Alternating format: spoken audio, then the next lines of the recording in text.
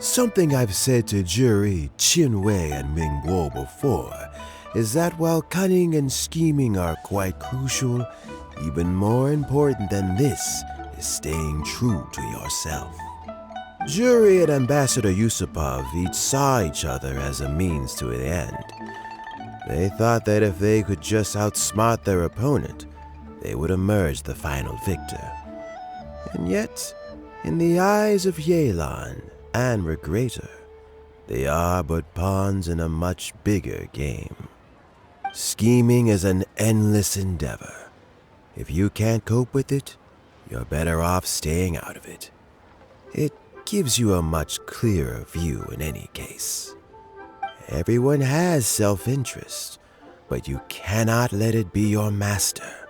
So, don't fight over fleeting gains and losses. Rather, focus on the direction your heart is leading you and keep moving forward. What would you like to know? I first met Ye Lань when she was very young.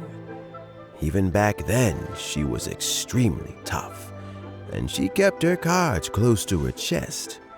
An old friend of mine once privately commented to me that Ye Lань is always smiling, but never with her eyes.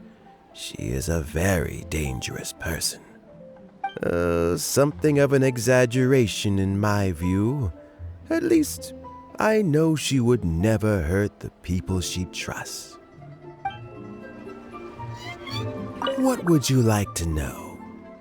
Regrator is the 9th of the Fatui Harbingers, though likely the first among them where wealth is concerned. However, his wealth is not a mere question of how much more he has to his name. He has a very unique understanding of wealth, and what he's planning may very well shake the world to its core.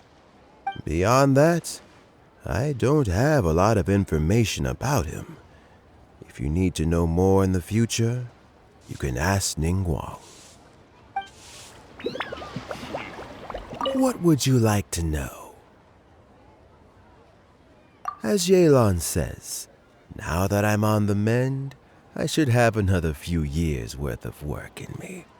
During this time, I plan to gradually hand over my duties while mentoring some new candidates. That reminds me.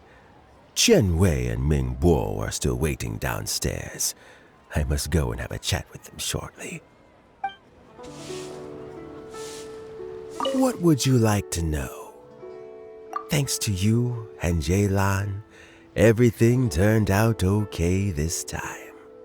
You can always find me at the wharf if there's ever something else you'd like to discuss in the future.